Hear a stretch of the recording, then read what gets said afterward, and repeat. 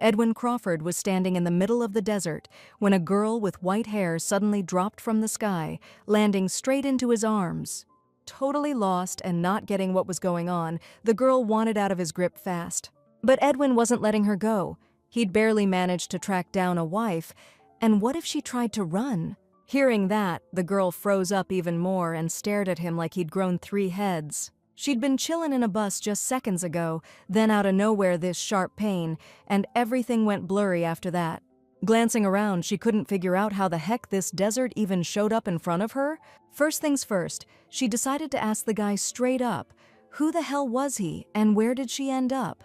Edwin smirked and introduced himself, claiming he owned the whole damn West. His name hit her like a flash, remembering the insane villain from some adult novel she'd read before, a maniac killer with a reputation. They compared him to a dragon, and he'd slaughter everyone in sight, obsessed with kidnapping white-haired people and torturing them. White hair was usually just for old folks, but the novel's main character, Lillian, had it from some cursed illness. Edwin had snatched her.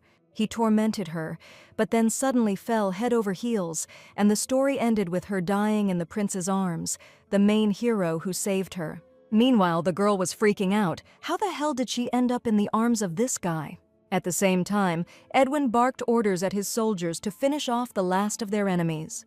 Glancing sideways, she spotted people tied up with blazing red eyes, all locked onto her. She instantly turned away in horror into Edwin's shoulder, who figured his bride had quite the soft heart. But there was nothing to be done, so he ordered Beryl to hand him the sword. Grabbing the massive 2-handed sword in one hand, the hero strode toward the enemies, holding the terrified, near-hysterical bride with his other arm. Swinging on his shoulder, she suddenly noticed she had white hair too. At that moment, Edwin made a sharp swing with his sword, and the girl watched blood spray in all directions. Noticing she was getting nauseous, the hero figured she had a weak stomach too. Well, the main business was done, so it was time to head home. Edwin mounted the horse with the bride in front of him, and she couldn't grasp where she'd messed up so badly. Just being thrust into a romance novel was shocking enough, but she also had white hair. After a while, they arrived at the Crawford dukedom and made their way to the massive castle of His Grace. At the entrance, a man in a suit greeted the lord calmly. The heroine instantly recognized him as the one Edwin trusted, Seth Million. In the novel, only he greeted and escorted the duke. When Edwin's in a bad mood, he can kill someone, so they had a prior agreement. Seth studied the girl with a calm gaze, curious about who she was. The Duke smiled in return and happily announced that she was the long-awaited gift from the gods, his bride. Terrified by the butler's menacing gaze, the girl shivered and hid behind Edwin's back. Lifting her into his arms, the hero decided to clarify that the heroine had a soft heart and a sensitive stomach, so she needed to be handled with care. After a few minutes, they were alone in the parlor, and sitting in his lap, the girl pleaded for forgiveness. She hoped the Duke would show mercy and let her down, but he wasn't about to. Tracking her down had been no easy task. Hearing she wouldn't be making a run for it, he chuckled and poked her nose. The heroine let out a blood-curdling scream, and he was a bit crestfallen. Was he really that terrifying? She wanted to explain to him that it was just a shock, but then she suddenly heard the request to call him by his first name. At the same time, he finally wanted to know what was his bride's name. However, she had no memories of this body's past life, and she herself didn't know who she was. At the same time, she didn't want to reveal her real name from the real world. Edwin's whole demeanor radiated impatience, and after building up enough tension, she confessed she had no idea of her name, or why she'd fallen from the sky to him. Brushing his fingers against her chin and gazing into her eyes thoughtfully, the hero couldn't help but wonder, had the gods really sent him a test? However, her ruby-like eyes and snow-white hair clearly pointed to one truth: she was his bride. Of course, her amnesia confused him, but he decided it would only make things more fun. Now Edwin can fill her thoughts with nothing but himself, and that's exactly why she screamed again. After that, he decided to give her a name until her memory came back. He thought it over for a few minutes and settled on naming his bride Angelina. He hoped his angel, and God's gift, would love the name, which just made the heroine freeze up even more. If something ever got into Edwin's grasp, he never let go. The only way to escape his captivity was to die. According to the novel, his captives faced endless torture. Trapped in unbearable pain, they could only beg for a quick death. Angelina was terrified she'd end up the same, while the hero just couldn't get why his bride was stressing out so hard.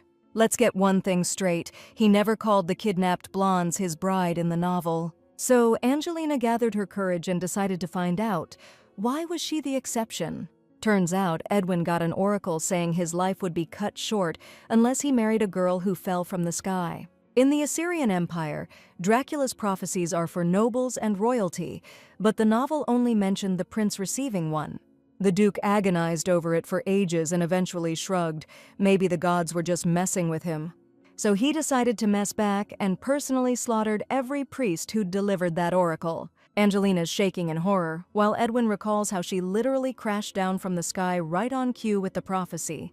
When she realized she was from the Jewel family, Angelina almost fainted from the shock. She screamed again, couldn't believe it, but the Duke knew only one race could have hair this pale. The second clue was her eyes, glittering like precious gems, refracting light in every shade. He thought it looked damn good, but the heroine was too shaken to care. Jewel Clan were humans with actual fairy blood hiding out in the Crowford Desert. Some oracle labeled them as empire killers, so the emperor started erasing their whole people. He never saw it coming, the curse that'd follow their deaths, or how monsters would erupt from the sequel's fallout. If the emperor himself greenlit a genocide, his secret bird army would drop Angelina the second they spotted her. Edwin froze when he saw her pale as a ghost. What the hell was scaring his soft-hearted fiancé? After her panic, his eyes narrowed cold and hot with rage. Who dared touch what was his? She had nothing to fear. All she had to do was stay glued to him. Telling herself he wasn't rattling her more than she already was, Angelina nodded stiffly. With all the terror in his precious bride's eyes, Edwin couldn't let her slip from his fingers. Then he snapped at Seth to grab the dagger and engagement papers. He'd have liked a full marriage vow better, but for now he figured less was more. Didn't want to blow her mind harder. The heroine clarified she had no damn idea why she fell from the sky or lost her memories, so yeah, she had reason to be scared. To cheer her up, Edwin made it clear what would happen to her every second. The words hit her like lightning, coursing through her body, because that's exactly what the problem was. A little later, the butler set everything up and asked if the master was really going through with this. The Duke knew his bride was nervous and wanted to show her he wouldn't let her out of his sight from now on. Grabbing the dagger, he made it clear this was only for him. He brought the blade to his finger, telling Angelina to shut her eyes if she couldn't handle it. She closed her eyes tight, thinking they should have warned her ahead of time. When she opened her eyes, Edwin's bloodied finger was right there, smiling as he held it to her lips. She ended up drinking his blood, and the hero tossed her a chocolate bar to nibble. She remembered how he and Lillian made her do this when they confessed their feelings. The Duke watched her like a hawk for a few seconds, waiting for something to happen. He was glad she was okay, and Angelina was confused. Like, what problem? Grabbing the knife again, Edwin grinned. This time, it was her turn. The heroine flung herself behind the couch in a panic, screaming, "You said the dagger was only for you!" The hero figured she better not run. After all, he'd handle his bride with care. He was dead set on making sure she'd be safe and happy. Personal. Angelina squeezed her eyes shut, and Edwin got to work. She let out a shrill scream of panic. But then it hit her. He'd only lightly pricked the tip of her finger and brought it to his mouth. A second later, her finger brushed his tongue, and she blushed furiously before yanking her hand away with a gasp. Wiping her finger on a cloth, Angelina decided to ask just why they'd gone and done that anyway. Turns out they'd just made a blood contract, and the name alone was enough to scare the girl. The Duke said the dagger was cursed with magic. Now their bodies and souls were bound together. They could track each other's location and feel it if one got hurt. Edwin was thrilled to finally protect his bride whenever he wanted, while she was already mourning her old life. Now they just had to sign the papers and call it a day. Angelina knew escaping was pointless, but suddenly realized she couldn't even read the contract. It was all in a language she didn't know. But the heavens must have handed her a lucky break, since she read the words on the page like it was nothing. With a defeated sigh, she signed the document and handed it back to her groom, who was over the moon. Then he swooped her off her feet to her new chambers, luxurious, warm, and way too fancy for her taste. The catch? They were now stuck in neighboring rooms, and she was convinced the Duke was going to stalk her every move. Meanwhile, Edwin apologized since he hadn't expected their meeting to be so sudden and hadn't prepared for it. Angeline figured there was everything she needed here, so there was no need to worry. The hero was confused by her words and decided if she needed anything, she just had to say so. At that moment, the head maid Sarah came over, wanting to personally make sure Lady Angeline was comfortable. Right after her, the maid Jenny entered, here to become the personal attendant of the future Duchess. She wanted to get down off the floor to greet the servants, but the Duke decided the bride could do it from his arms. After all, no one would dare criticize her, not even if she did it while reclining. Knowing there was no way around it, Angeline cheerfully greeted the maids, hoping they'd take care of her. Edwin thought she should study up on etiquette. After all, a duchess can't just chat with servants like that. She decided to argue. After all, she hadn't officially received the title yet, and never was a noble to begin with. The hero lost his temper at her words. How dare someone belittle his chosen one? Seeing the servants' faces go pale, Angeline quickly clarified that none of it had ever happened, and the Duke was always right by her side. Either way, he wanted her to stop overthinking and remember, she's now the fiancée of the West's master. Until then, she'd thought only his endless smile couldn't scare her, but now even that looked hollow. A few minutes later, she was alone in her room and, exhausted, collapsed onto the bed. The hero left, planning to ask her out to dinner later, and the girl felt a huge wave of relief. Suddenly, Jenny's voice rang out. She was here to draw the ladies' bath, and Angelina jumped a foot in the air. Being here for the first time, she wasn't used to being treated this way and reluctantly nodded along. So much had happened, she couldn't process it all. What the hell was she supposed to do now? Deciding to start by checking her face, she climbed off the bed and headed to the mirror. Staring into her reflection, crystal white hair, dazzling mother-of-pearl eyes, she realized she was definitely a Julie. Later, she remembered from the novel, Edwin was totally fixated on white hair because he was hunting for Julius.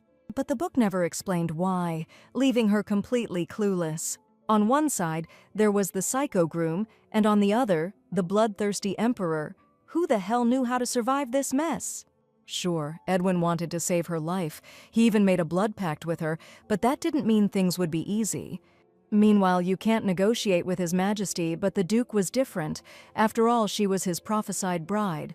Angelina still didn't know why he needed the Julius, but she stayed with him anyway, figuring it'd keep her alive longer. She planned to lay low and live long, keep her head down and avoid any unnecessary risks. A little later, she slipped into a steaming hot bath, supervised by her personal maid. The hot water relaxed her fast, and the heroine let out a long, ear-splitting yawn. Figuring she was wiped out, Jennifer asked first, then started massaging her hands, and Angelina melted into the pleasant sensations. Suddenly, the maid wondered what they'd do with the ring on her index finger. Staring at it in confusion, the heroine had no idea where it came from, or if it even belonged to the previous owner of this body. Suddenly, she spotted some kind of inscription inside and tried to make it out. To her surprise, the letters were indecipherable, and Jennifer didn't recognize the language either.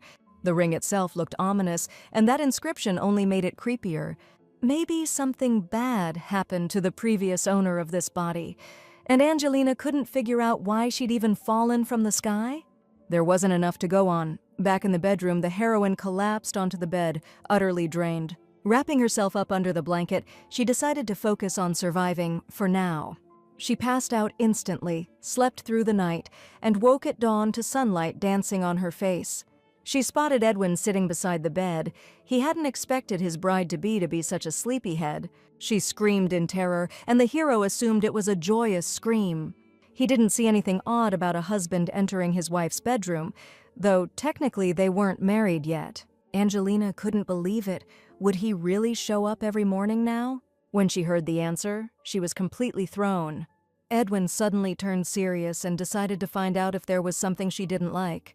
The girl screamed in horror again, realizing her hair was a disaster, her face was dirty, and her breath probably reeked too. Laughing and patting her head, the Duke thought his bride was absolutely adorable. Picking her up, he marched off determinedly to their shared breakfast. Later, seated together at a table overflowing with food, he leaned in to ask what she wanted to eat. There was enough food for 10 people, and the heroine knew she couldn't possibly eat it all, but as it turned out, she only needed to pick what she liked. Even being across the table from the villain made her anxious. Forget about actually eating. After a few minutes, Edwin was baffled by how little his future Duchess had eaten. Smiling in response, she had no idea how she even managed to eat with him staring at her the whole time. Meanwhile, the Duke ordered Seth to pass along to the head chef that she'd liked the seafood, mushroom soup, and desserts. The heroine was stunned to realize he hadn't touched a thing and had just been staring at her plate the whole time. When she heard their meal was over, she got even more confused. He hadn't eaten anything. Edwin froze for a second, then burst into genuine laughter, finding the whole thing hilarious. But Angelina just didn't want to be the only one who had eaten. Deciding she shouldn't worry, he remembered his own breakfasts were always light, and resolved to boost his temple donations for sending him such a kind bride. After that, Jenny led the mistress to the wardrobe room to change clothes. The order came in hot, and she bought everything in a rush, so some stuff might not fit, but we'll adjust it later. The heroine expected to see a couple of outfits, but suddenly a whole store opened up in front of her. The maid was thrilled she nailed the size guess and only needed to tweak the sleeves a little. Then she settled the mistress into a chair and got to work styling her hair, then applying makeup. Angelina sat in a panic, clueless about what the future had in store for her. But she didn't have time to brood or deny what was happening. She was in the grip of a crazy killer. First priority, boost her survival odds. That meant stopping the royal family from killing Edwin. The main problem? In the original novel plot, it was the Crown Prince who offed him. He pulled it off with the Saphiro sword, forged from dragon scales and packed with divine power. Luckily, Angelina knew where the sword was. She had to grab it before the heir prince did. Otherwise, not only Duke Crowford would croak, but she herself as well. After primping up, the heroine went to see His Highness. He decided her outfit couldn't rival her beauty. When he mentioned buying new clothes, she hurried to clarify, the ones she had were more than enough. Edwin knew she was selfless, but she'd better just roll with it. He was dead set on making it a gift. He seated the bride at the table, and she spotted a few mysterious cases in front of her. Opening them one by one, he hoped this would remind her of who she truly is. The Javellis have inherited fairy blood, whose power lies in precious gems, so Angelina can use them. Upon hearing she had the talent to release power, she hoped she could shoot fire. The Duke wasn't sure, but it was probably healing. Sighing glumly, the heroine thought it was kind of boring, but still better than nothing. The problem was she didn't know how to release the gem's power, and Edwin didn't know either. The Duke, meanwhile, melted over her puffed-up lips and annoyed expression. He decided to make it her homework and promised to grant a wish as a reward. At first, Angelina's eyes lit up with hope, but when she heard breaking the engagement and running off weren't allowed, she instantly slumped. In the end, she couldn't awaken her powers. After a while, Edwin suddenly took her to the desert. Turns out the place they arrived at was once the mighty Javelli household. He wanted to see if her memories would return after she returned home. The land where the Javellis lived was called Ambrian, and the Duke knew so much about them because his family had lived there for generations. Glancing off thoughtfully, he recalled hearing a lot from his father as a kid. Angelina knew the novel didn't mention it, and everyone assumed the first Duke of Crawford's death was tied to the Imperial family. He died in the demon riot His Majesty unleashed after jewelry was destroyed.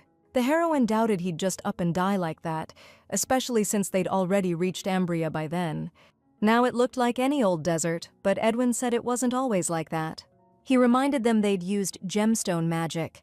Most could only heal, but the hero's dad said Ambria once had lush forests and sparkling lakes. Angelina was surprised the first Duke had ever been here, but Edwin said every family head had to visit at least once. Plus, he was thrown that his bride was asking so many questions, but she played it cool, like she was just trying to piece her memories back together. Hauling her over to a gnarled, dead tree, the Duke clarified Ambria was shielded by a barrier. No one got in without permission. To outsiders, this place didn't exist. Period. The tree in front of them was jewelry's guardian. It kept the barrier standing. He set her down, shoved her toward the trunk. She hesitated, then laid her hand gently on the bark. Angelina realized the soul in this body belonged to a race they'd sworn to protect, one that had to fight just to stay alive. Thinking they'd remember her, she suddenly felt a strange pulse radiating from the tree. Her hand fused to the trunk in an instant. She couldn't tear it loose. Sharp pain lanced through her entire body, like every cell was ignited like a wildfire. Edwin froze in horror, pulling his bride close, completely baffled. He ordered her to pull her hand off the trunk immediately, but all he got was pained whimpers in response. Not understanding how this tree dared harm his chosen one, he suddenly heard soldiers screaming and the clash of battle. Crows ambushed their unit, and the hero quickly set the girl aside to deal with the enemies. At that moment she understood nothing and heard nothing, feeling her heart about to explode from the pain. Right then, one of the enemy soldiers started sneaking up on her from the side. Angelina caught sight of him at the last second, just as the sword's edge was aimed at her head. She screamed loudly, unconsciously calling out Edwin's name, squeezed her eyes shut in terror, and braced for death. But nothing happened. When she opened her eyes, the enemy's lifeless body had collapsed beside her. The Duke was furious at such audacity. How dare he even think of touching what was his? Leaning toward his heroine, he hoped she was okay and wanted to deal with the crows ASAP. Terrified of death, Angelina had forgotten everything else. Now the pain was coming back, and she struggled to stay conscious. Edwin decided to clarify that if she tried to die, he'd hunt her down in the afterlife and make her beg for death. Stunned by the crazy talk, she couldn't help but smile. It was weird how the Duke's hug calmed her instantly and made her feel totally safe. Telling herself she was losing her mind, the heroine slowly shut her eyes and blacked out. When she dropped from the sky, Edwin was totally stunned, but also damn glad. The only thing that bugged him was how the timing, location, and look were an exact match for the Oracle's prophecy. There was only one way to check if she was a Jevil, and that was to make her drink his blood. If a regular person drank Crowford blood, their whole body would twist in pain, so the hero watched her closely. Only after the blood pact was sealed did he realize his bride had lost her memory. The precious stones did nothing. Sitting in his study, surrounded by servants, the Duke had no clue what to do next. Then Seth figured, why not take her to Ambria? Right after, a thought hit Edwin.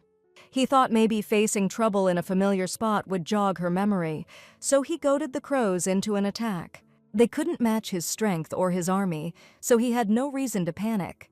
He prepped like crazy, thinking he could protect her. But everything went sideways. Beryl sprinted toward him in the middle of the battle, trying to get him to chill. He took the advice. The hero didn't want Angelina seeing him like this. When he turned back, his worst fear was confirmed. She was sprawled out on the sand in front of the tree. Sprinted over and lifted her up by the arms, he started calling her name and begging her to wake up. At least he knew she was alive because the blood oath was still active. After hearing from Imperial they'd dealt with the ravens, Edwin hoped no one escaped. His bride was supposed to be a secret. Back at the castle, he handed her over to the doctor immediately, strictly forbidding him from spreading any info. After treatment, the hero stuck around with her all the time. Seth wondered if he even thought about resting. Sitting on the bed with his bride in his arms, Edwin decided he was resting just fine, even though he hadn't eaten a single bite. The ravens were taken care of, Angelina was safe, but the Duke's fury wasn't going anywhere. He vowed not to let the girl out of his hands, or he'd lose his damn mind. Mentally apologizing for his idiotic plan, he hoped she'd wake up soon. Meanwhile, a lone cloaked traveler approached Ambria's sacred tree and stared at it intently. He'd waited a long time, but now the time had finally come. Placing his palm on the tree trunk, he suddenly saw a bright light engulf him. Meanwhile, Raven Captain Kassan arrived at the Crown Prince's chambers with another report of failure. The heir hoped at least some soldiers survived, but the captain just looked down silently and said nothing. Sighing heavily, the Crown Prince remembered he'd personally picked Kassan for the Raven commander role, so he hoped the captain wouldn't let him down again.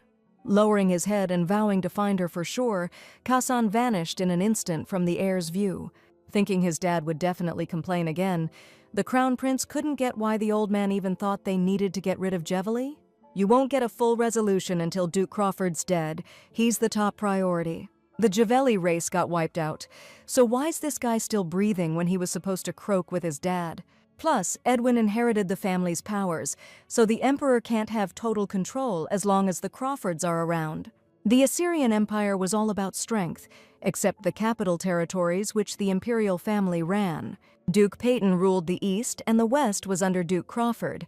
Duke Chavigny had the south, and the north was in Archduke Hazen's hands. Out of all of them, Duke Crawford's army was the strongest, keeping the western border secure. Even without counting Edwin's personal strength, his army was way more powerful than the emperor's. The crown prince knew that if these guys stayed loyal to the imperial family, there was no better defense. No need to worry. But at the same time, the heir saw Assyrian as his own. No way he was sharing it with anyone. The next day, sitting across from the heroine, Edwin suddenly saw her eyes pop open. She screamed in terror like always. The hero was just glad she woke up before he lost his last nerve. Angelina was completely lost, and he found himself wondering if she really couldn't remember anything again. Hearing that maybe it had hurt too much yesterday, she suddenly started remembering how she'd blacked out from the pain. Her whole body shivered, and the hero immediately pulled his bride close, trying to calm her down. Crying her eyes out into his chest, she was absolutely certain she was going to die. A few seconds later, she decided to clarify if that guardian tree was actually dead. Turns out it was, and had been for a long time. But the heroine had thought it was alive, like it wouldn't let her go, and that searing pain had sounded like a heartbeat. Smiling, Edwin decided his bride was definitely something special. Even dead trees got greedy around her. He decided to look into it himself. That's when Angelina got curious. Who were those people who wanted her dead? According to him, they were the Crows, a red-eyed secret imperial organization that only the crown prince controlled. They'd been formed during the persecution of the Jeveli 15 years ago, operating under the prince's orders. Everything about them was shrouded in secrecy. The only thing for sure? They were still hunting for traces of the Jeveli. Shaking with fear, Angelina realized they definitely knew about her existence. Just thinking about them inevitably finding and grabbing her made her vision blur. Watching her slump, that was exactly why the Duke had refused to say anything. She had nothing to fear here. Those crows could never hurt her. The girl felt that weird feeling again, the one she just couldn't bring herself to accept. It was so annoying. Even when she couldn't move her arm, the pain was unbearable, and the enemy's sword was pointed right at her. All she could think about was Edwin. Clutching her eyes shut and lowering her head, she realized in horror that she'd have to spend all her time with that lunatic just to survive. Holding her in both arms, the Duke decided his bride had taken on too many burdens. Later, the heroine started thinking about how to unlock the power of those precious stones. She sighed heavily, knowing she had to do it as soon as possible, but so far, there was still no progress. Jenny noticed her lady had been sighing a lot lately and decided things couldn't go on like this. So she decided to take the future Duchess on a little walk in the garden. They arrived at a pavilion overlooking a field of blooming marigolds, so stunning it was hypnotic. Wanting to make her lady a nice drink, the maid asked if she had a favorite tea or dessert. While she was gone, Angelina wanted to pick some flowers, but the gardener suddenly brought her a whole basket. Coming back with a tray, Jenny was really confused by how many flowers there were. She decided to sort them out while her lady could enjoy her tea in the fresh air. She spread some whipped cream on it, took a bite, and felt pure bliss. The peaceful vibe shattered as the Duke's voice rang out, finally happy to have found his bride. Her cheerful face made him curious. He had to know what had her so damn happy while he was gone. She'd never looked so inspired when she was with him, and it was killing him. He spotted the tarts on her plate were lopsided and snapped. "Who the hell thought it was okay to serve my bride this mess?" Jenny froze, her face going white as she dared not look up. She quickly explained, "These tarts are supposed to look like that, honestly." She slathered one with cream and strawberry jam, handing it to him. "This is amazing," she said. As Edwin slowly bit into it from her hand, she locked eyes with him. She was sure it couldn't be that bad. Edwin burst out laughing, clutching his head. Angelina's heart dropped. Had the tarts been poisoned after all? He pinched her nose. "You're adorable," he said. Stunned, his gaze had her flustered. Spotting the basket of flowers nearby, he realized she liked them and declared he'd plant them all over the garden. Angelina didn't see the need. She liked all flowers. An awkward silence hung between them. She figured maybe he wanted a flower crown to lighten the mood. He handed her the basket with excitement. "Make me one. Now." His tone left no room for argument. She hadn't expected him to say yes, so she started crafting one after another, determined to make them perfect and avoid his wrath. After glancing through about a dozen of the jewelry items he'd gotten, the hero couldn't figure out which one she wanted to give him. When he heard they were all for him, he perked up and clarified he'd take any from his fiancée. Tossing one on his head, Edwin hoped it looked good on him. Angeline hadn't realized just how handsome his face was until now. Not that she was too scared to notice. Putting a veil on her head, the hero thought it looked great. In this warm, cozy atmosphere, it felt like yesterday's events were just a bad dream. The Duke was curious what she was thinking, so the girl feigned surprise over their matching wands. Smiling back, Edwin decided she liked wearing matching jewelry. After tea, he carried her back to the castle on his arms, walking along the garden path.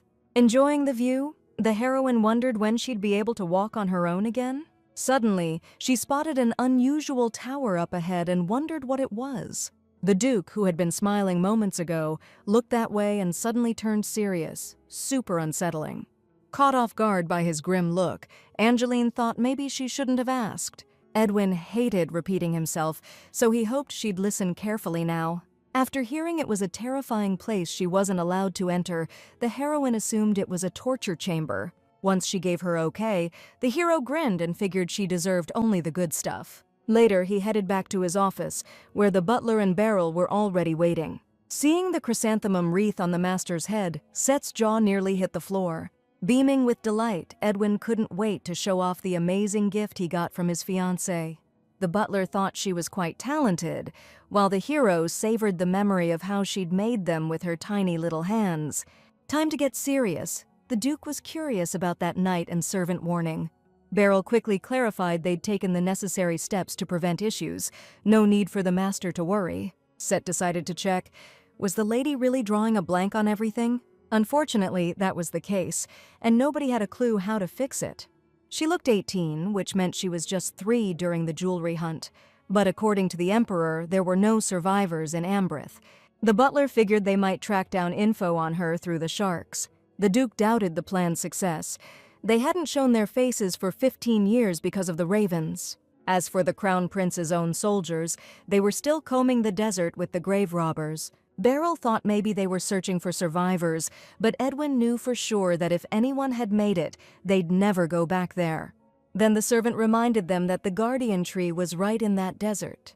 The sudden appearance of grave robbers was unexpected, and the hero discovered Prince Hugh is still investigating this case. Staring thoughtfully out the window, he couldn't figure out what the Crown Prince was up to. The next day, the heir to the throne headed to the parlor for a meeting with a distinguished guest. Duke Shavini bowed respectfully and mentioned how much he'd heard about the prince's growing popularity lately. He wondered how long the Crown Prince planned to keep stealing the hearts of every lady around. The heir realized he needed to start looking for a partner. After all, it was the destiny of a future emperor. Besides, it's a choice for the rest of his life, and he wanted to approach it carefully. After the meeting, Duke Shavini returned to his estate, where the butler greeted him with respect. The meeting with the heir wasn't exactly how he'd planned, but overall not bad. He stunned His Highness with a gift, a cutting-edge scientific timepiece. The Crown Prince was impressed by the luxurious design and intriguing functions of the device crafted by the Empire's greatest master. Suddenly, the heir noticed top-tier gemstones on the man's watch, clearly from the Peyton dukedom. It was reassuring that 2 of the Empire's dukes tightly controlled the continent's entire gemstone industry.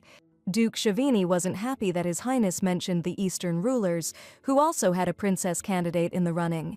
The butler knew the Crown Prince had deliberately raised the topic. Duke Peyton owns the mine, and this might have had something to do with the heir's oracle. The oracle says His Highness can only be saved if he finds the gemstone keeper and wins her heart. Duke Shavini went nuts when he heard. His family's always been thought of as the gemstone keepers. He decided his daughter Lillian was going to be that crown princess and gave the order to move forward with the plan. A knock at the door and a young girl's voice calling to be let in.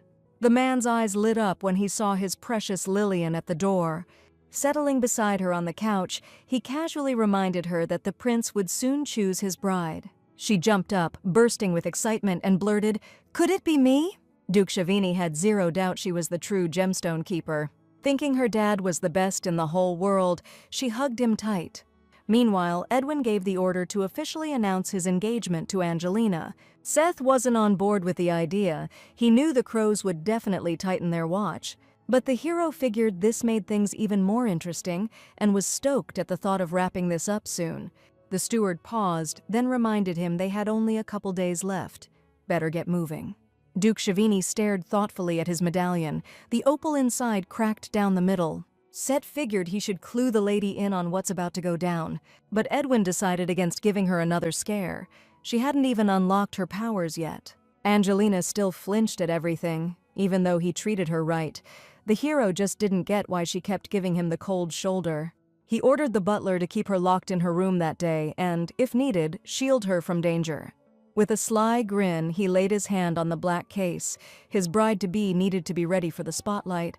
Later, when the crown prince found out Duke Crowford had made an engagement, he couldn't wrap his head around it.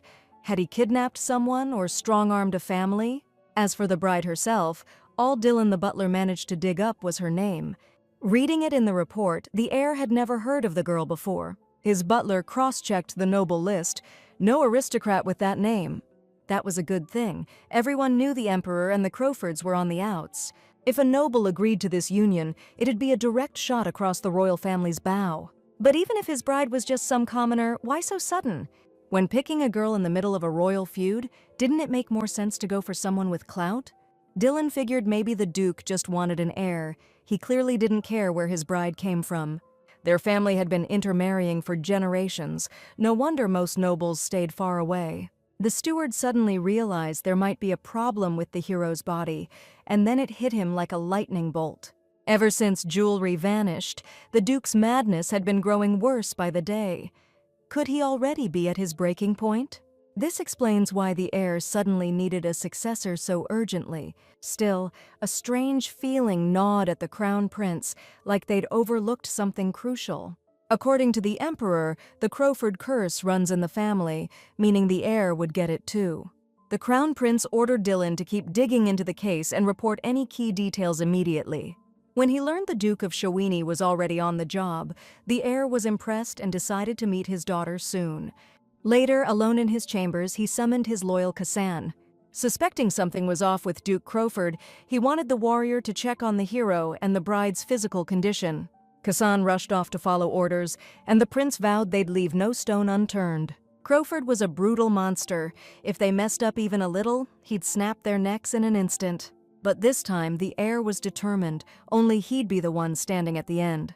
The next morning, Angelina was fast asleep in her bed, lost in a dreamless slumber. When she woke up and didn't scream at the Duke's sudden arrival, she heard it was time to move out of the estate. Even though ravens were chasing her, Edwin insisted she'd be completely safe with him. She knew he'd protect her. But what if someone finds out she's Jevely? Won't that start trouble? With a cool smile, the hero decided no one would ever catch wind of this. She knew magical hair dye existed in this world, but it only lasted a few hours and left your hair looking like a rat's nest. Way too suspicious. Assuming the Duke meant her, Angelina couldn't wrap her head around it. Did he honestly think this would work? Later, she showed up at his office, and Edwin politely pulled her over to sit beside him on the couch.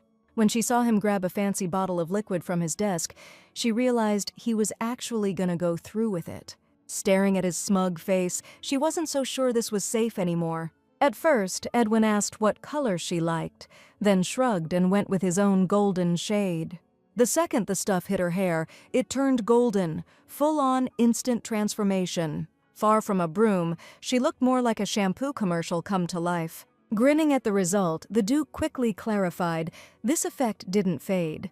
Turns out the dye was a family secret. Her hair would stay that way until he decided to change it. Angelina was floored. She'd never heard the Crawfords had magic in their blood. In this world, there's no magic tower, and mages? Super rare, all working solo. Plus, Edwin wanted to gift his bride the family heirloom. You couldn't use it without the head of the family's okay.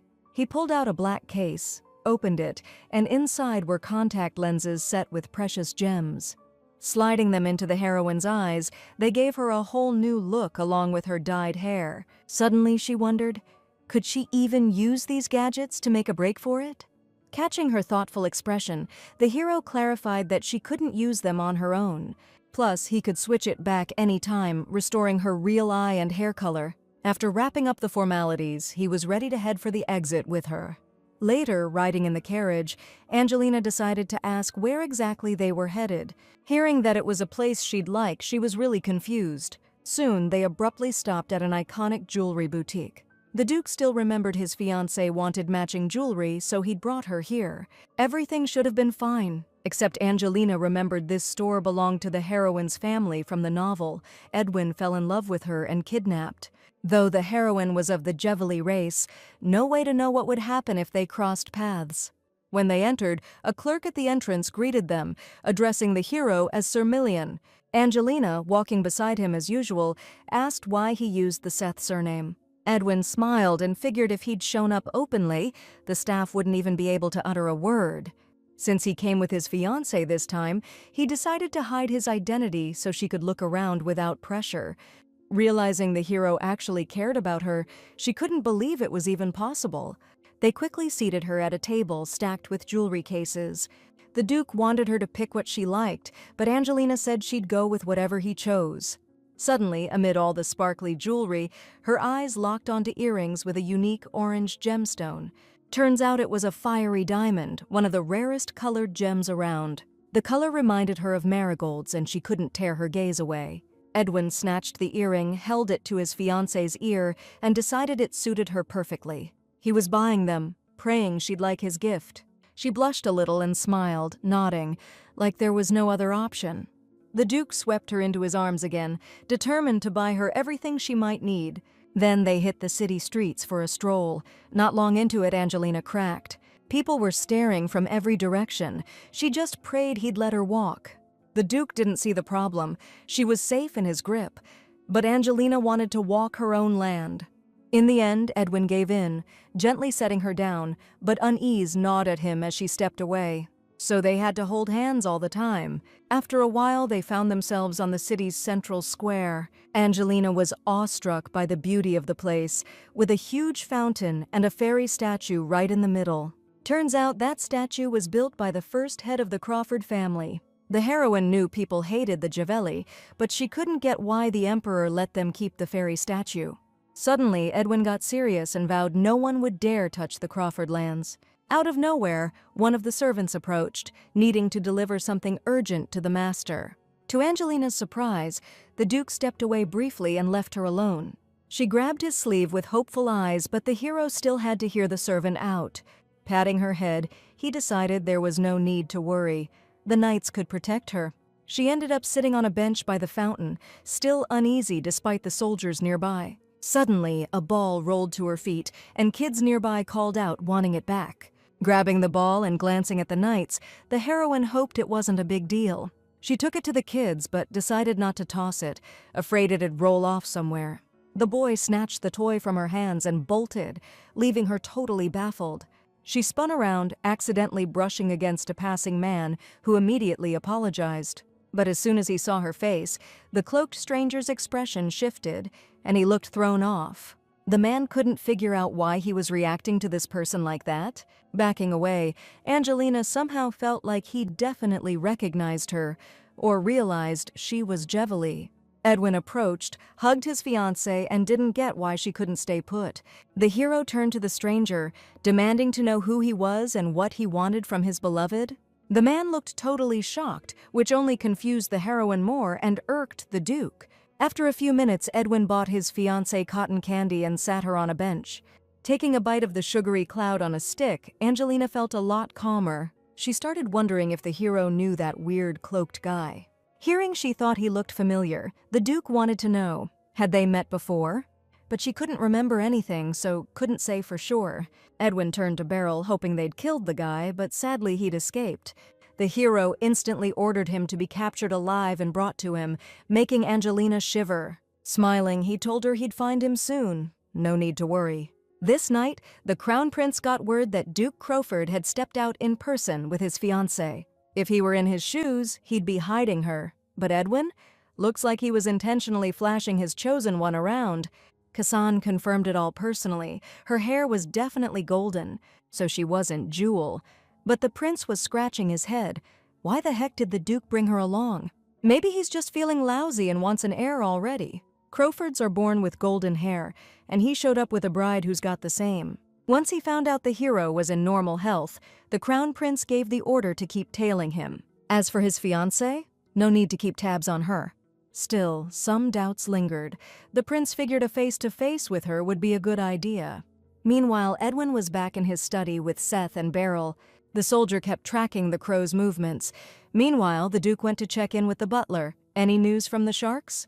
Seth quickly clarified, no sign of a child near the Muxa Desert 15 years ago. Edwin was seriously baffled.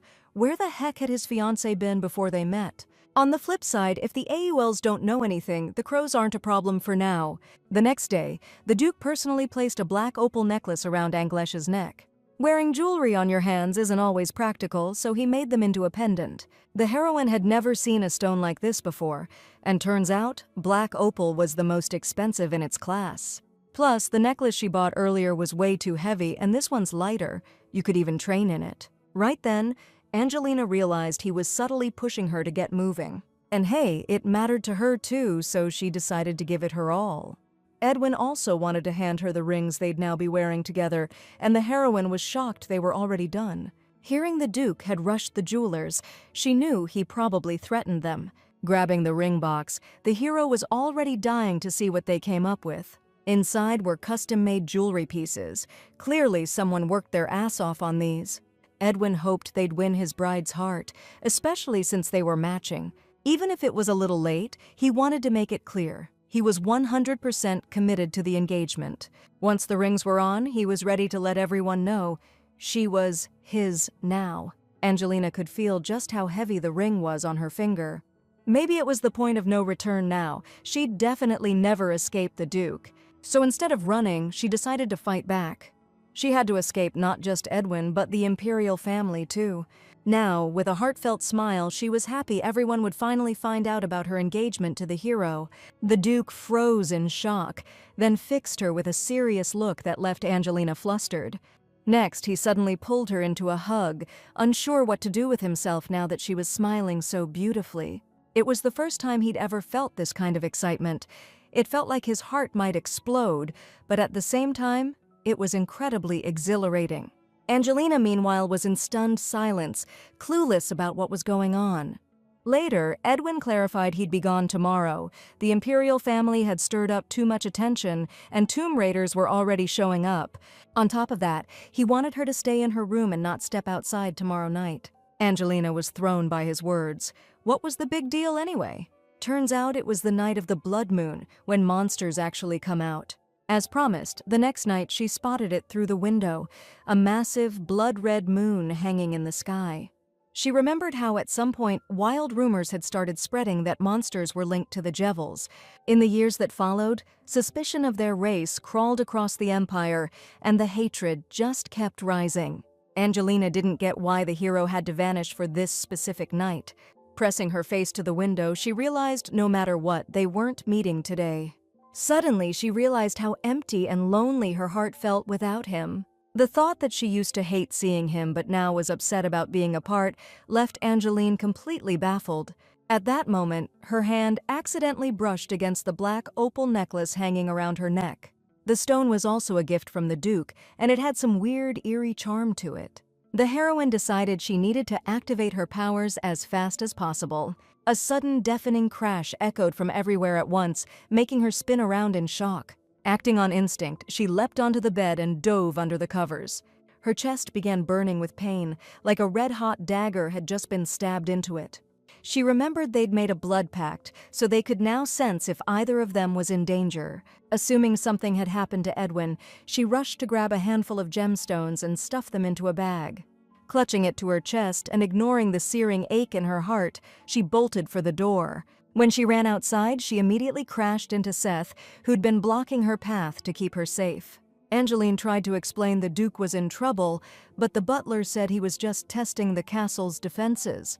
She couldn't take the pain anymore and started screaming, convinced Edwin was in danger. She decided to clarify it was the blood pact making her feel this way. Set had no real comeback and figured better to just shut up and listen. Stuart double-checked she could lead the way to his lordship and followed her. Bursting into the courtyard, the heroine suddenly realized Edwin was in that same tower she was forbidden to enter. Beryl ran into her, completely baffled how she'd appeared out of nowhere. When he heard she needed to see the Duke immediately, Beryl froze, shocked, speechless. Set showed up fast and figured, hey, it's urgent, so let her through. Knowing there was no other choice and he'd have to reveal his lordship's terrifying secret, the soldier agreed to take her up the tower. Turns out the entrance was hidden, right in the middle of the wall. Climbing up and hearing weird noises, the heroine panicked. Maybe some monster was hiding in there? Still lost in thought, they reached the tower's top, a small empty room lit by a few torches. At the other end, Angelina spotted a man chained to the wall, bleeding out. Frozen in horror, she didn't know where Edwin was or why this place existed at all. The chained man suddenly screamed, thrashing against his chains, scaring her even more. Staring at him, she realized this crazy man was none other than Duke Crawford himself. She couldn't wrap her head around it, but Set quickly clarified it was a curse. The Crawford bloodline comes with raw power, but it's matched by their insanity. Every blood moon night, the condition gets worse. Nothing we can do about it. Angelina froze in shock, staring at the hero losing his mind. No clue how to help him. She'd just taken over Jewel's body by accident and honestly had no idea how to handle precious stones. Snapping out of it, she realized Edwin can't die now or she'd be stuck running forever. Plus, his desperate scream was pure begging for help. Remembering his promise to protect her, Angelina felt fear vanish. Confident all of a sudden. Edwin's always looked out for her. She can't just walk away now. She isn't Jewel, but whoever wears the body needs to learn how to use this power. With that thought and needing to help Edwin, she grabbed the pouch of gems and sprinted toward him. The stones ripped out of the bag, scattering everywhere. Power wrapped around Angelina instantly. Feels like touching the guardian tree, but stronger, like it's second nature. Something primal, like she's exactly what Edwin needs. The Duke started snarling, servants going full panic mode for their lady. She closed in and all of a sudden, Edwin lunged like a feral beast. He jolted back to reality a second later, staring straight at his bride. Angelina stroked his cheek and vowed she'd help him, no doubt about it. He softly said her name, and all at once the pain just slipped away from his body. Being around him didn't always terrify the hero. It made him want to bolt, sure, but not always. But seeing the fear in Edwin's eyes, she realized she couldn't walk away now. The next second, she collapsed, slumping to the floor and sending everyone into confusion. The Duke caught her in his arms and hit his knees instantly. He shifted his gaze to her bare feet, bloodied blisters from racing through the castle. Edwin realized again, his bride was weak, couldn't handle the pain. Seth and Beryl were baffled, hoping the master was all right. Truth was, the hero felt better than he'd ever felt. Crawfords are born with it, their veins pulse, blood boils. Even with Jewel's black opal, you can't live easy. It just eases the symptoms. But the physical pain, the urge to kill, never fully gone. Later, staring at the sleeping heroine, Edwin labeled her a scaredy rabbit. He grabbed a lock of her hair, kissed it, and wished she'd wake up already. The next morning, she jolted up from bed, remembering she saw the Duke's outline through her sleep. Edwin shoved her back under the covers, confused why she was already scrambling to get up so soon after waking up. Angelina immediately grabbed his head, hoping he wasn't hurt anywhere and felt okay. The hero smiled in response, wanting to know, had she really been that worried about him? She didn't get what was so surprising. He'd looked awful. Squeezing her tight, the Duke decided everything was fine now and he felt great. Plus, he finally understood what it meant to have someone care about you. Deciding to be that way too, he asked how his bride's leg felt. Learning she'd even forgotten she was hurt, he couldn't get why she didn't take better care of herself.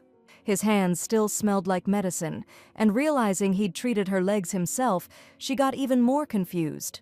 But Edwin just couldn't let anyone else touch his bride. Remembering he was a psychopathic killer, Angelina wondered if people really do change on the edge of death. At the same time, the hero checked how she felt, remembering she'd fainted yesterday. She thought she was totally fine, until she noticed her hair color had changed. Turns out the Duke changed him, thinking it would look better. If we cancel the effect completely, she'll look like a Julie and won't be able to run off. But the heroine wasn't about to run anyway. He was in danger. When she heard that if he died, her hair color would go back to normal, she realized she'd be doomed if she didn't help him out. Still, the Duke didn't want his bride to see him like this. Angelina was honestly hoping he'd tell her why he was hurting so bad yesterday. The hero remembered, long ago, different races coexisted. To protect the weakest, God separated humans from the rest and banned contact. But one dragon defied the order, slipped into the human world, and fell for a human woman. The angry god cursed their kids and all descendants with dragon blood, eternal madness and short lives. The dragon offered his life for a cure. After some back and forth, God sent the Julie race to his descendants to ease the curse. That's how this symbiosis started. Julie help Crowfords, Crowfords give them protection. So every family head has to visit Ambrian at least once to renew the oath and get an opal. Edwin got his from the last Duke, but it was now half cracked. Turns out he snapped when he saw his dad die. The good news? Even in that state, he didn't lose his effect. The hero hoped he could hold on a little longer. That was weird because Edwin was fine until the heir prince killed him. But if Opal had been helping all along, what even changed? Angelina remembered, nobody just handed him everything on a silver platter in the novel. She figured it was probably her fault. Remembering the prophecy, Jevally was supposed to bring the red moon and burn the continent down, but suddenly she heard the Duke thanking her. He figured he'd be dead meat last night if she wasn't there. Grateful doesn't even cover it. But she looked super surprised, which bugged him. She was just shocked that Edwin Crownford was thanking her, and maybe it actually hurt him to even get to this point. She was going to stick around to help, decided the hero wasn't going to suffer anymore. The second she said that, the Duke yanked her back into his arms. Suddenly, he wondered, had Angelina actually forgotten nothing? Hearing he meant the stones she'd learned to use, the heroine suddenly got it. After doing her homework, she could now grant him any wish, except escape or divorce. Locking eyes with him, she wanted a promise she wouldn't die. Edwin was stunned. Sure, he'd been busy protecting her, but apparently this wasn't about crows. She meant the Duke himself. That just made him more confused. She knew deep down she feared his people-killing hobby, but went softer on the wording. She remembered his words about treating her like his own future wife. If she messed up, he could end up in danger, so he had to make sure she stayed safe. Now they were bound by the same fate, and if he wanted a long, happy life, he'd have to make that promise. The hero was swayed by her talk of fate, and when he made the vow, Angelina lost it with excitement. But she still wanted a contract, and Edwin was confused. Did his future wife not trust him that much? She couldn't wrap her head around trusting someone who'd draw his sword over a mistake, so the Duke asked if there'd ever been a time he broke a promise. To his shock, the answer was never, but to keep her calm, he signed the contract. That night, Duke Peyton got a report from Verona. The heir had invited Lady Chavini for tea. Knowing the prince was sniffing out potential in-laws, his lordship found it all exhausting. Maybe it was that oracle's words about him needing to find a gemstone master. Because of that, two women stood out for the crown princess role, Lady Chavini and Evelyn Peyton. Their families ran jewelry empires, competing and teaming up, representing the southern and eastern territories. The Duke didn't want his daughter in the Imperial family. He wanted her to run the business. But how to do it without pissing off the heir? Right then, another servant burst in, ready to drop a horrifying bombshell. Lady Peyton felt awful and needed a doctor immediately. A bit later, the doctor checked the girl and figured it was probably a fever. The Duke was baffled. His daughter had never even had a sniffle, but the doc still couldn't pin down what was wrong. Still, fevers were common stuff, so no big deal. Later, he heard her condition was getting better and bolted to her room. Evelyn was back on her feet and greeted her panicked dad with a smile. She felt bad for making him stressed, but all that mattered to his lordship was that she was better. Just then, the maid yanked the curtains open, sunlight blasted in, and Evelyn suddenly winced, clutching her eyes. The Duke was stunned while she howled in agony from the blinding light. They yanked the curtains closed, but she couldn't even peek her eyes open. Later, the doctor came back and figured it might be the fever's after effects. The Duke didn't care so much about the diagnosis as finding a cure for his daughter. The doc had to break it to him. Her eyesight could get better, but a full fix? Near impossible. When they heard that, both the Duke and Evelyn froze. Why? When? None of it made sense. Evelyn asked if she'd still be able to gaze at precious gems. She hit rock bottom when she heard she had to stay away from bright stuff. Knowing how serious things were, the Duke told the doctor to knock himself out trying to fix it with everything he's got. Later, Evelyn figured she'd be the family joke if anyone learned the future head of the house couldn't even glance at jewelry without a meltdown. Her dad reasoned she didn't have to be a perfectionist and that there were solid people around to handle things. Plus, she hadn't touched a meal in days, so the Duke wanted her to start eating before she vanished into a skeleton. A little later, she asked her dad straight up if the Oracle's doom was finally coming true. That night, the Duke double-checked with Ferran if he remembered which oracle Evelyn had. According to the old reading, if they couldn't find the real master of the mana source, all was lost. Just then, the doctor showed up unannounced, and the Duke waved him in. The doc looked grim and suddenly decided she'd need a full workup to figure out what was wrong. The Duke was baffled. Wasn't this just regular flu stuff? The doctor quickly clarified that the fever and headaches were totally normal symptoms. But during a second check, he spotted green splotches on her skin, something he'd never seen before. The Duke hoped that once they knew what they were dealing with, they could fix it fast. When the doctor admitted he couldn't promise a thing, the Duke let out a defeated sigh and told him to get out. No sooner had a few minutes passed than a servant burst in with urgent news. As soon as His Grace heard the Elia mine had just collapsed, he nearly had a heart attack. Later, Edwin got an invitation to the Imperial family's ball and ordered it burned. Seth knew they had some big announcement coming. Every family head needed to be there, but the hero decided to blow it off. As the butler burned the invitation, he remembered rumors that Lady Peyton was having vision issues from the fever's after effects. When Edwin also learned the collapse had happened at Duke Patern's Elia mine, he called it a suspicious coincidence. It could just be a coincidence, but someone's probably making their move. Seth wanted to dig deeper, but the hero figured it wasn't worth it, and already had a good idea who was behind it. The guy wants to cozy up to the Imperial family while taking down a powerful noble bloodline. Deciding to keep going through his mail, the Duke saw he'd been sent an invitation to the garden fair. He waved it off. Why keep inviting him there over and over?